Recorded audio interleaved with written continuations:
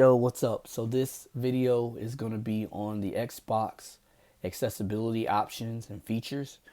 And so what we'll do is we'll go ahead over to the accessibility, go over to settings, go down to ease of access, and then go into that. And then inside of there, you have narrator, which of course is a screen reader. So it helps people who are blind or visually impaired. Actually, it helps pretty much anybody who wants to listen to what's going on more than see, I guess. So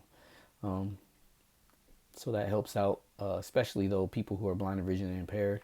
We have the magnifier for people who are visually impaired, and also for people who are sighted who want to make their screen a little bit bigger. This allows you to zoom into those little text, like the dialogue on some games are really small. So this allows you to go ahead and zoom into that.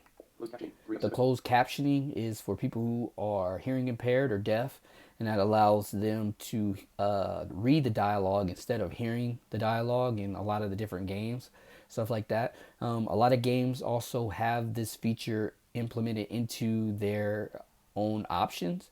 So, but this is for the console. So any game that you play that you need this option on, you should go ahead and turn it on inside the game as well.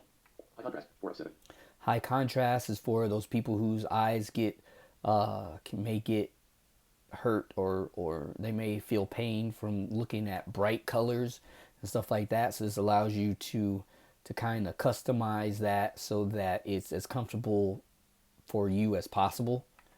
The game transcription has been on here for a good while. There's not really too many games that I know that take advantage of it though. I wish there was more, but right now there's not. I know that Minecraft takes advantage of it as far as messages, so you'll be able to interact with other people on that game by messaging, texting, and stuff like that. So it'll read it back to you and things like that. Controllers for people who have motor limitations.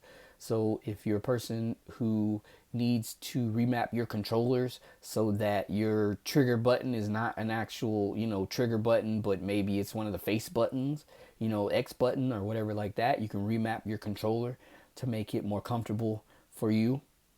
And those are pretty much the accessibility features on the Xbox. And now I'll go into a little bit more details on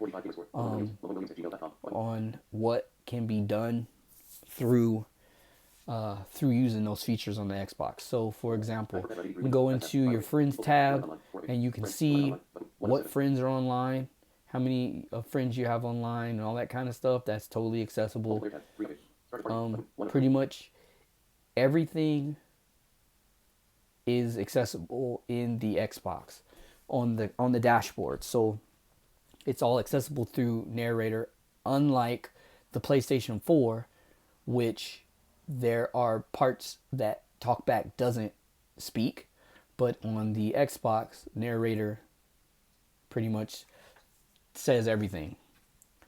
So there's that. You can get into friends. You can get into making your parties. And what a party is if you have a group of friends and you want to just hang out, talk, or whatever, you can use this option and make a party, and then your voice chat will be between your friends.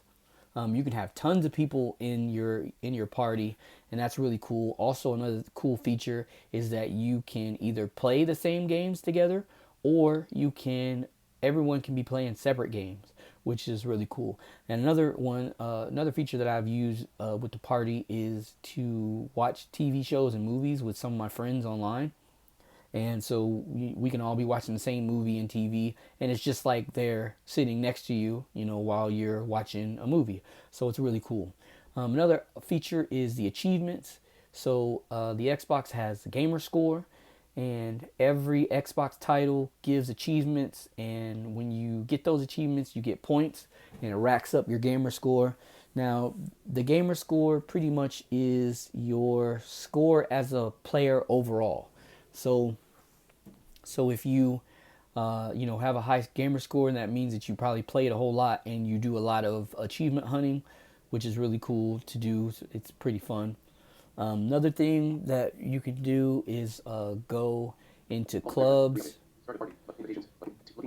You can look for groups, you can look for clubs, and if you like a certain game, you can join a club for that game, and then you can make friends with people who play that game, and you can play with them and things like that.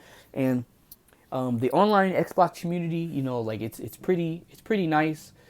Of course, there's always trolls, there's always assholes, but that's just kind of like how it is anywhere online.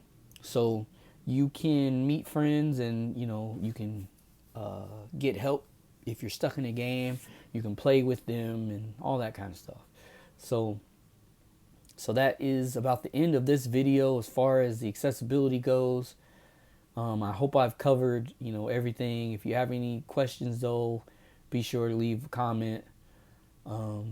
Hit the like button, hit the subscribe button, so you can know as soon as I upload more videos.